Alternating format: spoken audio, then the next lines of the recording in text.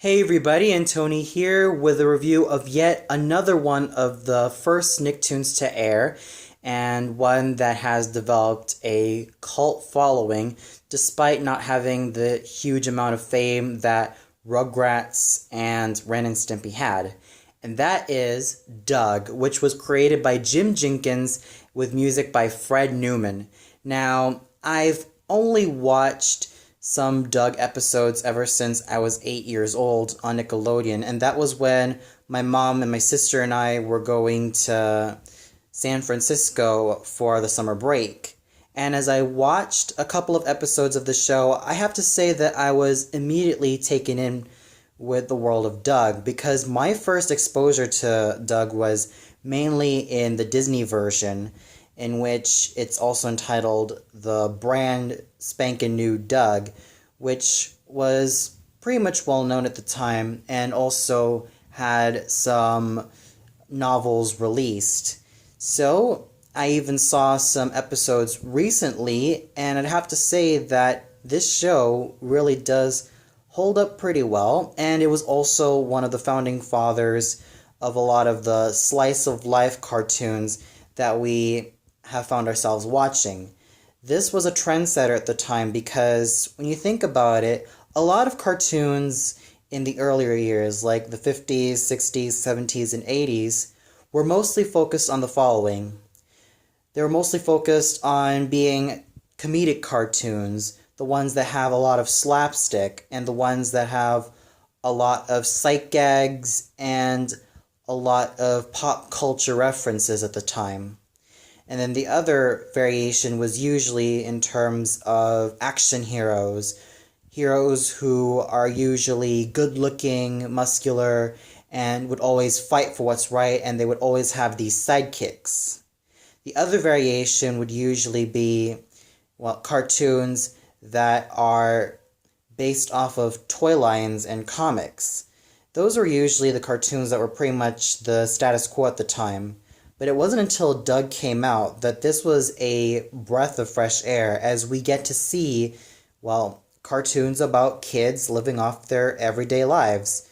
And like I said, this and the likes of Clarissa Explains It All and a lot of the other shows that Nickelodeon aired that talked about, tweens and teens, were certainly trendsetters of the time, and this show was a trendsetter for the likes of Hey Arnold, As Told by Ginger, The Wild Thornberrys, and even a lot of other shows that talked about kids living off their everyday lives, and shows that are very relatable to every one of us as well. And Doug was really the one that really started it all.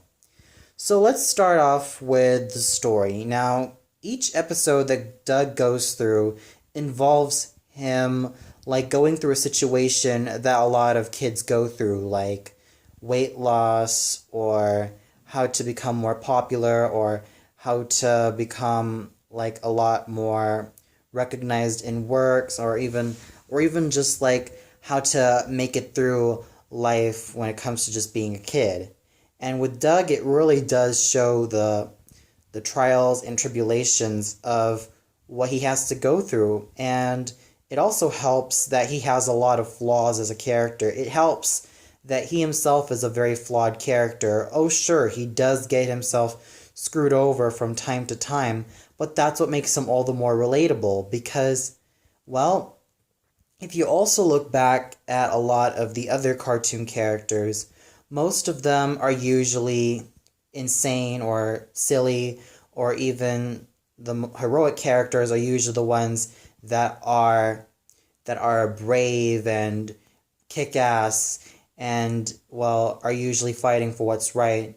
And when it came to the Disney princess characters, they're usually the ones that, while some are actually independent-minded, some are kind of always needing a prince and all that. But with Doug, his stories are very refreshing because you really get to see him grow up as a character, and you really get to see how his world revolves not only about him, but also with the other denizens of the of the place that he lives in, Bluffington. And, well, that makes him all the more relatable, and that's what makes this show pretty much a trendsetter for a lot of slice-of-life cartoons. The animation for the show is really simply done and also has a certain weirdness to it. Like, you have characters in different skin colors. For example, you have Skeeter Valentine, who has a shade of aqua blue. You have the likes of Roger Klotz, who is green-skinned. You have, Connie, who is also green-skinned, but also is purple-haired. And then you have a lot of other characters who have a lot of pretty unusual hair and skin colors. So this animation style was also a trendsetter as well. It kind of also set the trend for the Cramp Twins and many other shows as well. So this type of animation, in terms of the character designs, is quite unusual, but it's also quite simple as well, and it's also very charming to look at, and it also shows that this show definitely has a great sense of how interesting their world can really be. And then we get to the music, which is usually done with Fred Newman's doo-wop beats, especially when it came to the opening. I thought the music was really like calm and soothing, and basically got us into the world of each of the characters, and even their world as well. And it even gets us into, like, Doug's imaginations, and the music really does serve a great purpose in the show, as it's very calm and very pleasing to the ears. And now we get to the characters, pretty much the ones that really defined what the slice-of-life cartoons would set out to be. Let's start off with Doug. Now, Doug is an awkward, imaginative, and even idealistic 11-and-a-half-year-old boy. He constantly goes through a lot of struggles, and he constantly goes through a lot of trials and tribulations in his life as a tween. I find his character to be very relatable because, well, who hasn't went through a lot of awkward stages in anybody's life?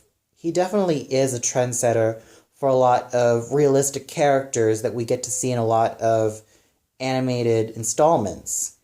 And he really, like I said, he really is a great trendsetter. He's someone that we could all relate to because he has a lot of problems growing up.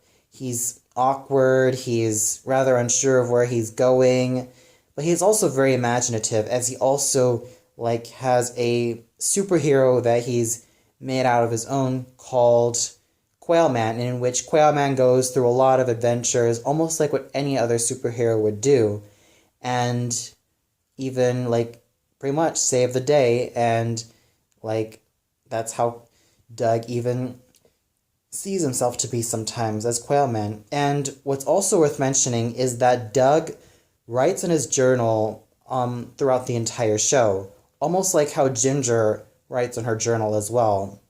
But even though the later episodes of Ginger writing her journal wasn't even as frequent as the ones that she would do in the first couple of seasons, but with Doug, we get to see him write in his journal several times, mostly to express his inner thoughts of the situations that he has to go through.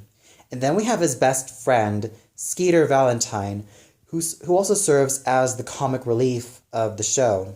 Skeeter Valentine is someone who is just a lot of fun to see every single time. He's bubbly, he's vivacious, he's also sweet as well. And what's also distinguishable as well is that he also makes a lot of these honking noises every time he talks, and that also makes him a lot of fun as well. And he also does serve as a really great best friend to Doug, and someone who is just so much fun to have, and just so much fun to even see the antics of every day. And then you have Patty Mayonnaise, who is also one of Doug's other friends as well, but he also has a crush on her. Patty Mayonnaise is someone who's smart, sweet, and someone who is a typical young lady who who means no harm. She's pretty much like the girl next door. And, well, she can even prove herself to be a very competent character. She's not just some throwaway character who is just there just because, oh, she's pretty and all that. But she proves herself to be very capable and someone who is also a lot of fun to see on screen. And then we get BB Bluff, who is the precursor to the likes of Rhonda Lloyd and Courtney Grippling. BB Bluff is your stereotypical rich girl who has a tendency to be rather pushy, but at times also shows a sweet side as well. And then we get to pretty much the fan favorite of the show, Roger Klotz. He serves as the main bully to Doug, and he's always someone who constantly is really mean to Doug, and someone who is constantly very pushy towards him as well. And yeah, even though Roger Klotz is such a jerk, there are times that he can show some nice moments as well. And yeah, at least I could say that he's not as psychotic as Ren. And he's definitely someone that I'm sure a lot of fans like to see because he was a pretty good foil to Doug, because while Doug is usually reserved and doesn't like to solve things with his fists, Roger is someone who's pushy and kind of does things with an iron fist as well. And we also have Judy Funny, who is Doug's older sister. She's someone who is a beatnik, someone who loves art, someone who is rather interesting in her own way, because she's someone who just goes out of her way and just really does her best drama queen expression just to really follow her passions of becoming an aspiring actress. And I really enjoyed seeing her on screen. And we get another fan favorite of the show, Porkchop, who is the Funny's pet dog. Now, Porkchop is almost like Snoopy, and he's pretty much a successor to Snoopy. Albeit with Porkchop, he's friendlier and a lot nicer, and he doesn't have to prove himself that he is such a Gary Stu.